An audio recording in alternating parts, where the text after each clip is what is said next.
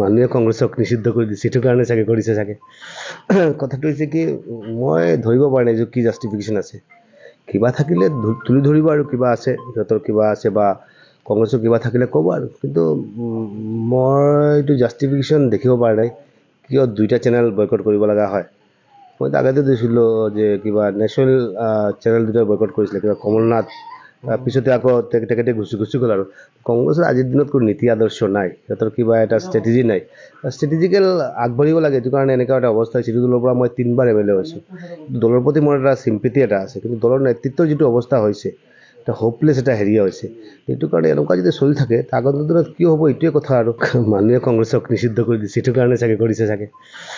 কথাটো হৈছে কি, মই ধৰিব পৰা নাই যে কি জাষ্টিফিকেশ্যন আছে।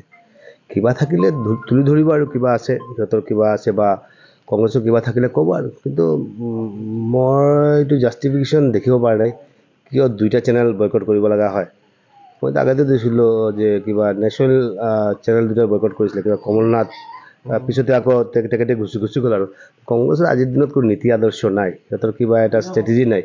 ষ্ট্ৰেটেজিকেল আগবাঢ়িব লাগে, এইটো কাৰণে এনেকুৱা এটা অৱস্থা হৈছে। যিটো দলৰ পৰা মই 3বাৰ MLA হৈছোঁ, দলৰ প্ৰতি মোৰ এটা চিম্পেথি এটা আছে, কিন্তু দলৰ নেতৃত্বৰ যিটো অৱস্থা হৈছে, এটা হোপলেছ এটা হেৰিয়া হৈছে। সেইটো কাৰণে এনেকুৱা যদি চলি থাকে, আগন্তুক দিনত কি হ'ব এইটোৱে কথা আৰু। মানুহে কংগ্ৰেছক নিষিদ্ধ কৰি দিছে, সেইটো কাৰণে চাগে কৰিছে চাগে। কথাটো হৈছে কি, মই ধৰিব পৰা নাই যে কি জাষ্টিফিকেশ্যন আছে।